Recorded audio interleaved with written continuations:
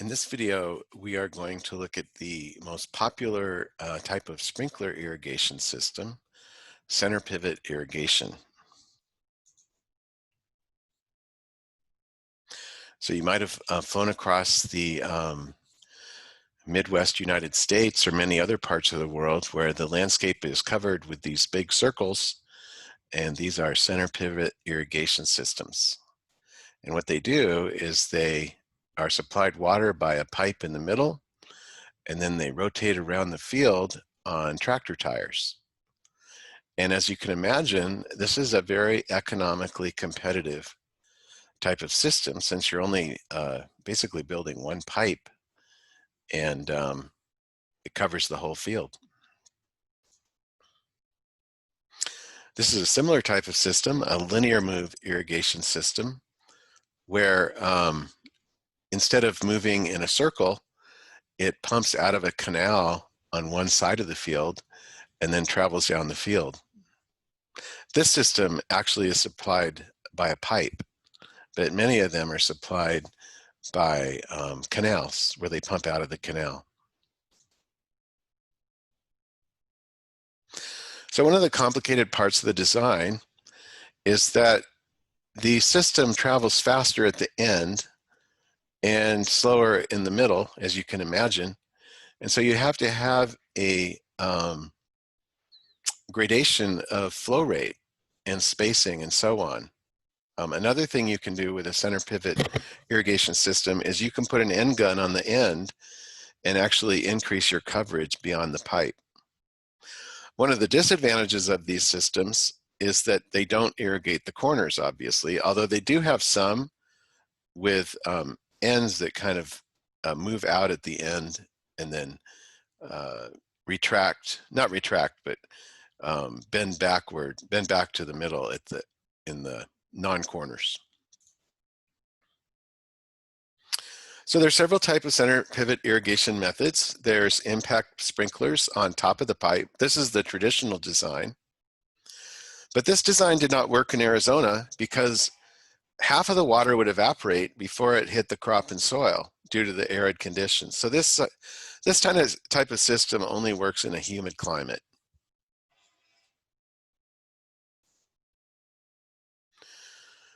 There are MESA system, mid-elevation sprinkler applications. So they actually drop the sprinklers down on drop tubes, and they are somewhere between the pipe and the crop. And so this decreases the distance over which the spray must travel before it reaches the crop and soil. And then there's LISA systems, low elevation spray application, where the sprinklers are actually right next to the soil. And as you can imagine, this would reduce evaporation in an arid climate. And this is the type of systems that are generally used in Arizona, where they drop the sprinkler right down near the soil or as low as they can get it over the crop. There are several types of sprinklers. There are sprays, which there's many types of patterns, as you can imagine, but the water comes down, hits this plate, and then it's distributed over a wide area by the curvature of this plate. There's rotating types of plates where the plate rotates and then this spray goes around in a circle. And then here's what I also mentioned before, or actually I mentioned LISA, this is LIPA, low energy precision application. So instead of a sprinkler, you have just a sort of a bubbler that bubbles water down into the furrow. So as you can imagine, the less spray that you have, the less evaporation loss you're going to have. One of the concerns with LIPA systems or LISA systems is that you aren't irrigating uniformly across the field. And so this was just a little experiment where they looked at the application rate versus distance away from the sprinklers and with height. So that's a concern. So there's always trade-offs. Well, I think it was back in the 50s or 60s, a person named Trimmer, who was actually in Arizona. I think he worked at the water lab in Phoenix. He was concerned about the evaporation and wind drift. And so he did many experiments, and he quantified the evaporation and wind drift based on the air temperature, the relative humidity, the vapor pressure deficit, which is saturated vapor pressure minus the atmospheric vapor pressure, the nozzle diameter.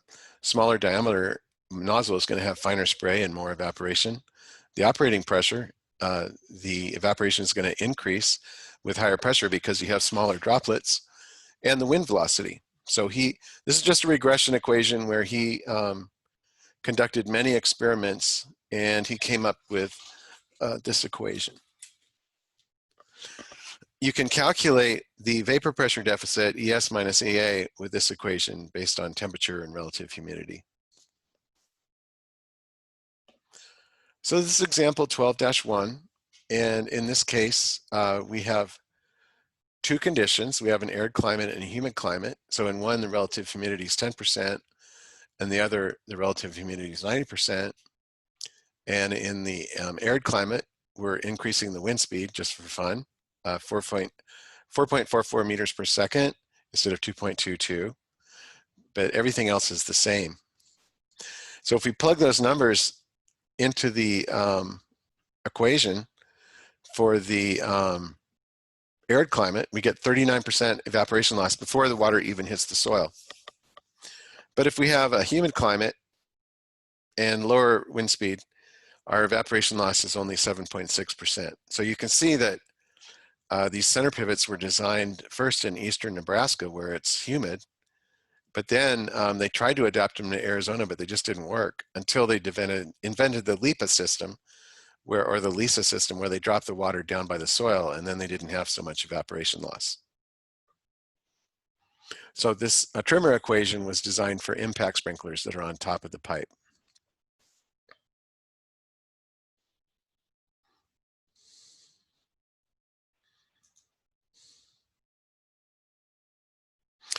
Another issue is that if you're irrigating over a crop, and let's say that a typical irrigation application would be 10 centimeters or 1 centimeter.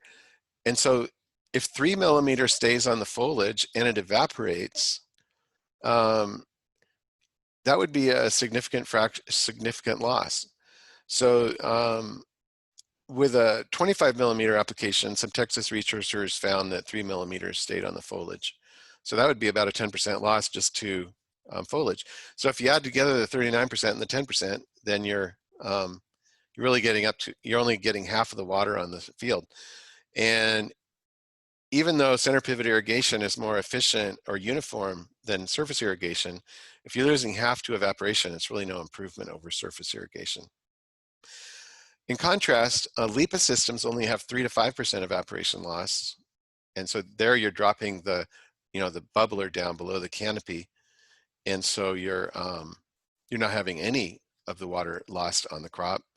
And LISA systems, the low elevation sprinklers, have a 12 to 15% total evaporation loss in a high profile crop such as corn. So there with sprinklers, you have to put the sprinklers over the crop.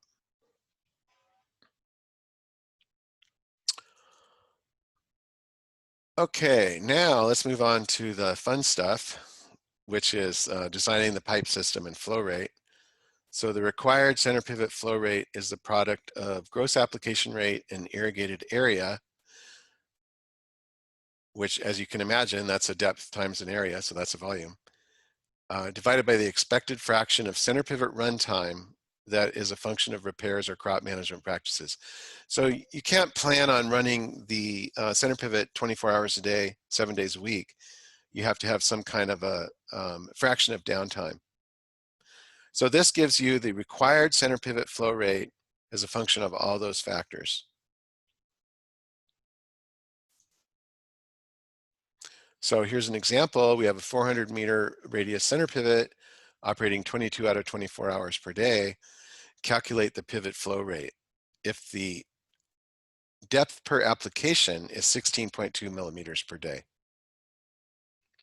Or let's just, not depth per application. You might run there's some high velocity center pivots that might cover the field 3 times in a day, but it really doesn't matter, as you can imagine, because what you're really concerned about is the total volume per day.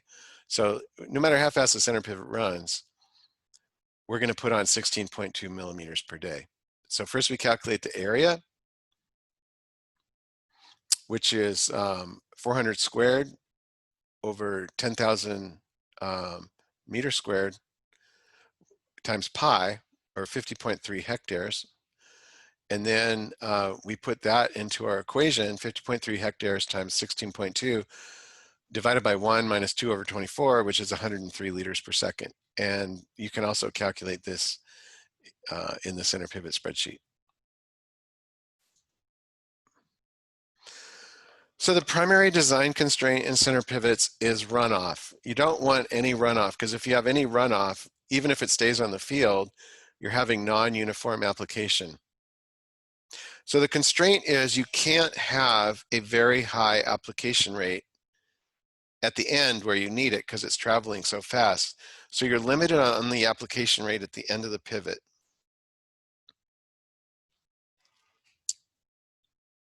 Otherwise, you'll have runoff.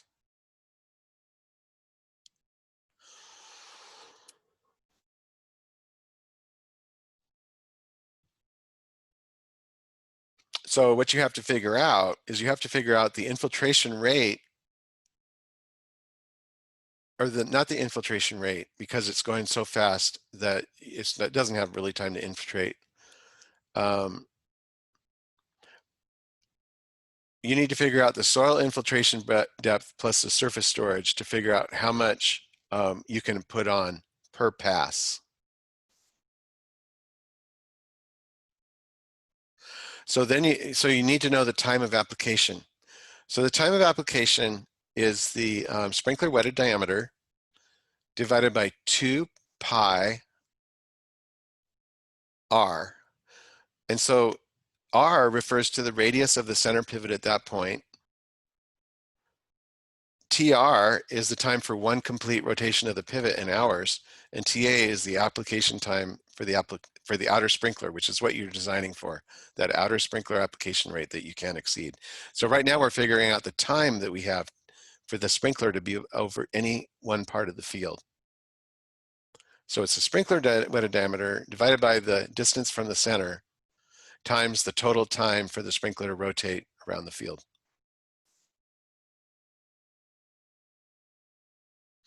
So I've already talked about this basically with the arid climate. Since the class is in Arizona, we talk about that. Sprinklers must be close to the ground. The high evaporation rate is a problem because that means we have to put on more water with the pivot.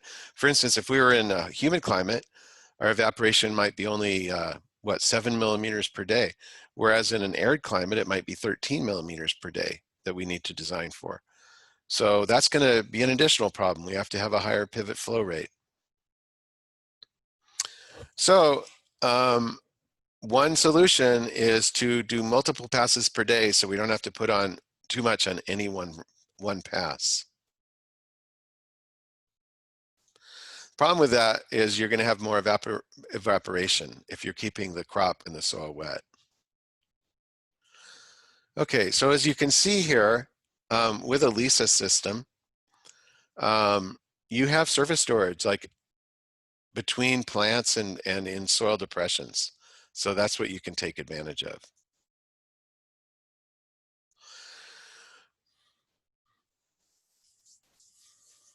Okay, so let's do a calculation for a drop tube LISA sprayer. We're going to first figure out how long the sprayer is going to be over any one part of the field, the time of application.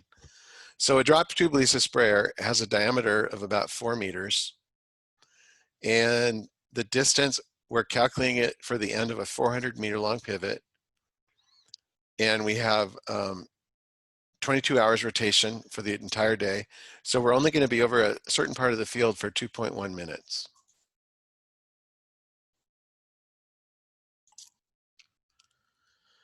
So what we want to figure out now, just for fun, I guess, is the instantaneous maximum application rate, which is the rate that it's going to be over any one part of the field. So T is the length of time after a point is first wetted by the pivot, and DI over DT is the maximum application rate. And we're going to do this based on the ellipse equation. So what we've done here is we've rearranged this equation to calculate the maximum application rate, where I is the application rate and T is the time. So DI over DT would be an instantaneous rate.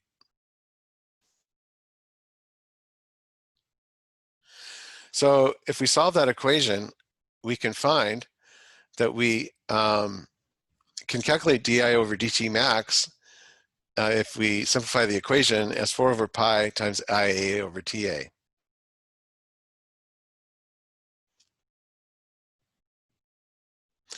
And IA equals IG times 1 minus LE, where LE is the evaporation. So IG is the gross application rate from the sprinkler. We subtract the evaporation, and then we get the application rate, the net application rate.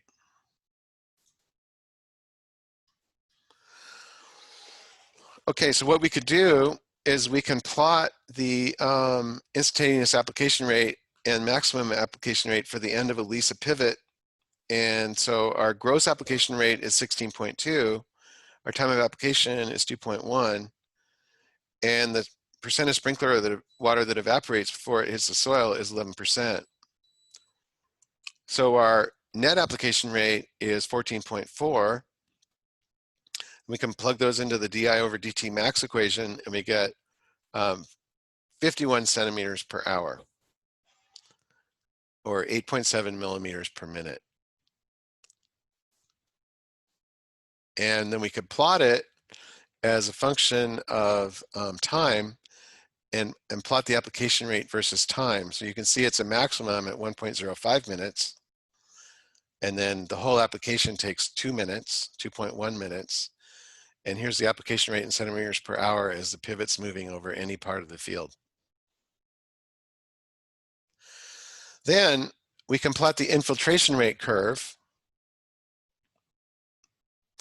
And anytime that we're exceeding the infiltration rate curve, so this would be, let's say for sandy loam soil or something, you'd have a decrease in infiltration versus time. Remember, the infiltration is very high right when water hits the soil due to matrix potential in the soil sucking the water in, and then it decreases.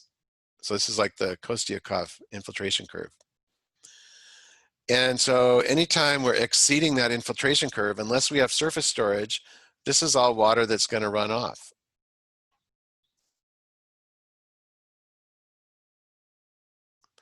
So what this spreadsheet does is it calculates the, for a given pivot length, and the way these spreadsheets work is everything in white is information that you input, everything is in yellow is information that's calculated. And so let's say we have our 400 meter center pivot.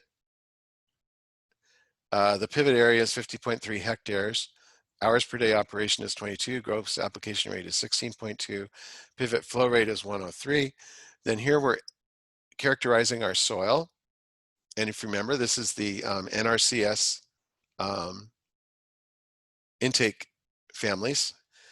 If you remember, 4 is a high intake rate. And then this is also called the SCS intake family. Then you have the NRCS A and B, and those are calculated based on this 4, or based on this number. We're calculating our A and B values. Remember, this is the Kostyakov or the SCRS A and B. I think it's AT to the B.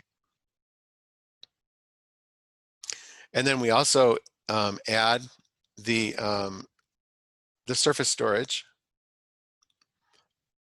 or actually, this isn't the surface storage. This is another part of the SCS equation. Sorry, I'm not too clear on this right now. Then it will calculate for you. Anyway, if you say true, you're going to include that in the Kostyukov equation, that number.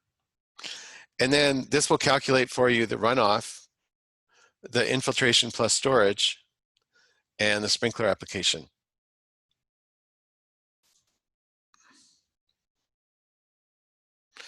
So now we can evaluate whether the LISA system in examples 12-2 and 12-4 will result in ponding or runoff with a single rotation per day and with 2 rotations per day. And we're going to assume that surface depressions can hold 4 millimeters per pass.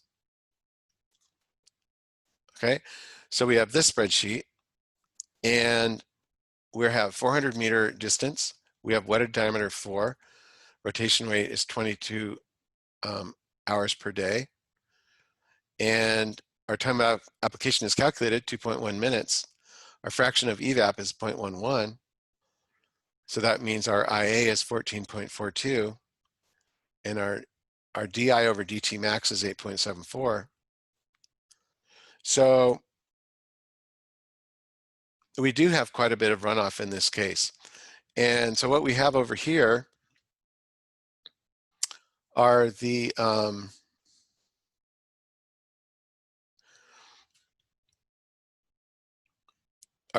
calculations, you know, like every fraction of time, and then this would be the total runoff. So this would be the runoff, and this would be the infiltration for that pass.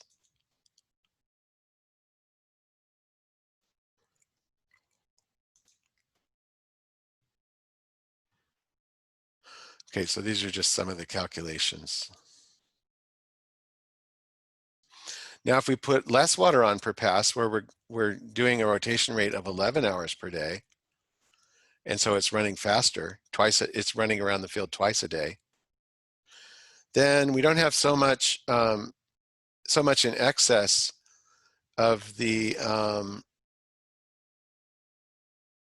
infiltration curve. And so we still have our 4 millimeter surface storage. And so you can see that our infiltration plus storage is 7.22 and our sprinkler application is 7.22. So now we don't have surface runoff.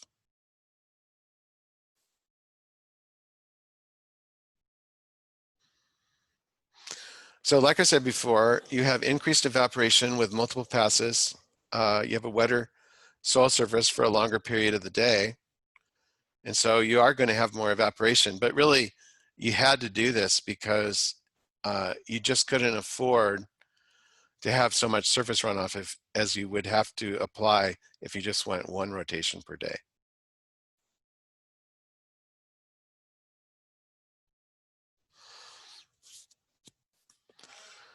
Okay, let's look at an impact sprinkler. So there we have 35 meters diameter. So now we have a typical center pivot system, such as in Nebraska, where they don't have the arid climate. They can put the sprinklers on top of the center pivot. And now we have 35-meter diameter sprinkler area. So the distance that the sprinkler touches is 35 meters, the water from the sprinkler. We still have 4.44 millimeters per pass. And we're going to look at 2 intake families. We're going to look at an intake family 4 soil and an intake family 0.2 soil. We're going to ignore the instantaneous infiltration or the 0.6985 constant in the NRCS equation.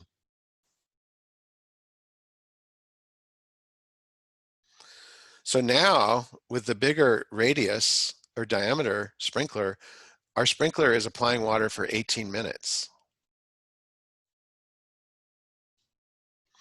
And our maximum application rate is 6 centimeters per hour instead of like 50. So if we have an intake family 4 soil, like a sandy soil, you can see that the sprinkler application rate never even exceeds the infiltration rate. So we don't even have to worry about surface storage. But even if we have a tight soil, such as a clay or clay loam soil, 0.2 intake family probably, We have probably not too much excess infiltration anyway, so we might be able to handle that too. Okay, now let's look at sprinkler spacing. As you can see, these sprinklers are not uniformly spaced because we can increase the spacing as we go out, or as we go out or get closer to the pivot point. So to calculate the spacing, we have this equation where R is the radial distance from the pivot point. SR is the distance between sprinklers at radial distance R. QR is the sprinkler flow rate at radial distance R in liters per second.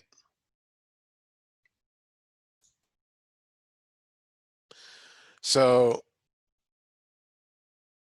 if we could either assume the sprinkler flow rate or the sprinkler spacing, we could vary either one. But if we assume that our sprinkler spacing is 1.5 meters, then we have R, the distance from the pivot, times 1.5 meters sprinkler spacing, times 2, times 95.3 liters per second, which is the total flow rate for the center pivot, times 400 meters, or divided by 400 meters squared, we get 0.71 liters per second. So that's the flow rate that we need in our center pivot. So here's our equation. We have R, the distance from the pivot point, times the sprinkler spacing, times 2 times Q pivot, times R max, which would be the maximum radius of the pivot. Then we can calculate the flow rate that we need at the end of the pivot. We could also calculate the flow rate that we need halfway down the pivot. So if we have the same sprinkler spacing, and we're 200 meters from the pivot point, 2 times 95.3 total pivot flow rate, divide by 400, we would have a sprinkler flow rate of 0.36 liters per second halfway down the pivot. And so that's why they give you a ring of nozzles. And so you just put them on the sprinklers in the same order they come on the ring. And so that way the pivot company has designed the nozzles that you need at each point on their pivot. And they also have equations to do that. If you have to go back and get some new nozzles or something, they'll have equations that'll tell you, like a software or online program that'll tell you what size nozzles you need at what distance.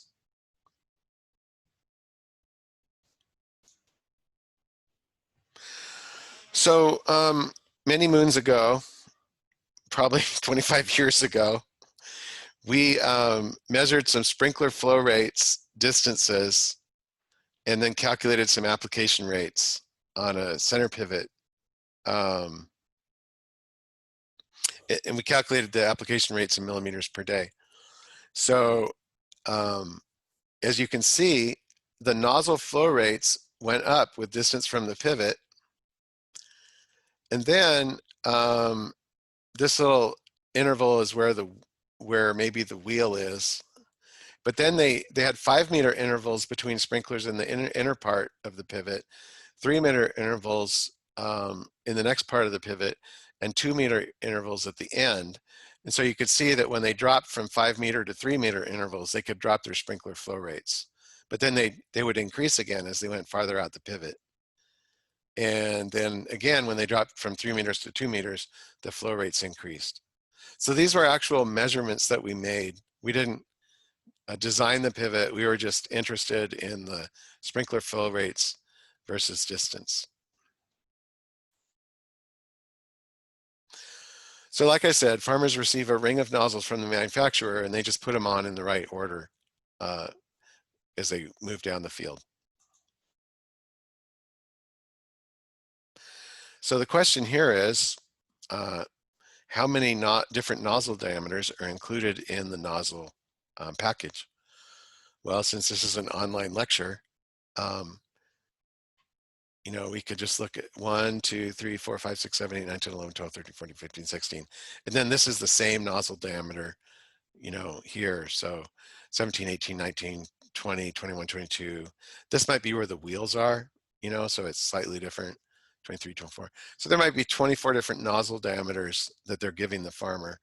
And then they're on the, based on their position on the ring, the farmer knows which ones to put on where.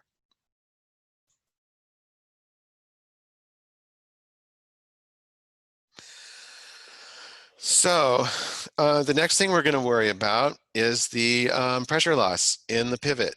And typically, the pivot manufacturer will have pressure regulators on each sprinkler. So they don't have to worry about sizing the sprinklers based on the pressure. They just have to provide sufficient pressure to each position on the pivot. And then let's say one part of the pivot's at 40 PSI. Well, if they have 20 PSI pressure regulators, that'll drop it down. And so so they design all the nozzles for the same pressure. They don't try to design the nozzles at different sizes for different distances from the pivot. So it's sort of a complicated situation, as you can imagine, because we have a uniform pipe diameter, probably, maybe not, but probably. And, you know, our flow decreases as we go down the pivot because this is what's called a multiple outlet pipeline. You've probably seen that before. And so a man named Christensen, who I think also was from Arizona, figured out that if you just multiply the pressure loss in a pipeline with no outlets, so this would mean that all the flow in the pivot goes to the end of the pivot. So that would be simple. You might have an 8-inch pipeline, and then you like for the last example, you have 96.3 liters per second. You would calculate the friction loss for the water going all the way to the end of the pivot with no outlets. So in that case, that whole 96.3 liters per second would be going to the end of the pivot, and none of it would be going out the sprinklers. So you first make that calculation, and which is simple, and then you just multiply that times 0.54, and you have the actual head loss as you go down the pivot. So let's say our flow is 50.3 liters per second. Our length is 380 meters. Inside diameter of the pipe is 19.79 centimeters for 8-inch pipe. And the inside surface of the pipe is galvanized steel. So that's pretty smooth. So our C factor is 130. Our flow rate is 50.3. Our diameter is 198. And this is just a coefficient. And this is the length of the pipe. So for a fully flowing pipe, 380 meters long with 50.3 liters per second, we have 5.24 meters. So our actual head loss is 2.8 meters. That means if we want 20 PSI, or let's say that's 15 meters pressure at the end, not quite sure exactly, then we need to have a pressure at the beginning of the pivot 3 meters higher than that, or 2.8 meters higher than that. So we'll have 15 meters pressure at the end, and that would be equivalent to 18 meters, or that would be supplied by 18 meters pressure at the pivot point. And remember, you also have to subtract the elevation as the water travels up from the ground level.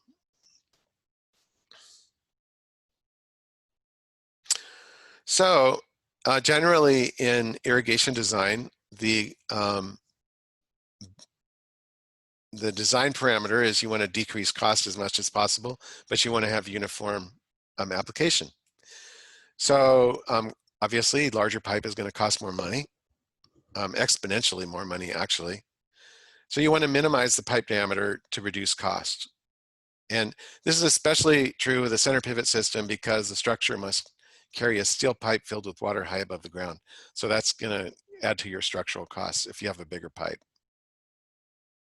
But if you reduce pipe size too much, you increase the pressure loss, then you have to supply more pressure with your pump. So that increases your energy cost. So as flow decreases along the center pivot, it is possible to reduce pipe diameter. So that's one thing you can do. I don't know if they do that a lot. I can't remember, but that's one thing you could do. So if you wanted to do that, to figure out what flow you would need for a reduced pipe diameter, then you would have to use a spreadsheet where you calculated the flow at each interval between sprinklers, or at least at between each you know, truss and wheel section. So for example, for the pipe I showed you, here would be the diameter. Here's the inside diameter. Here is the flow rate down the pipe. And here's the pressure loss. And here is the size of pipe. So we start with an 8-inch pipe and we move down to a 6-inch pipe at a certain point. And you can see that that does decrease the pressure a little bit in this initial section, but not too much. And you can see you'd be completely wasting your money with 8-inch pipe at the end if you could use 6-inch pipe and not have any pressure loss. Thank you very much. We'll see you next time.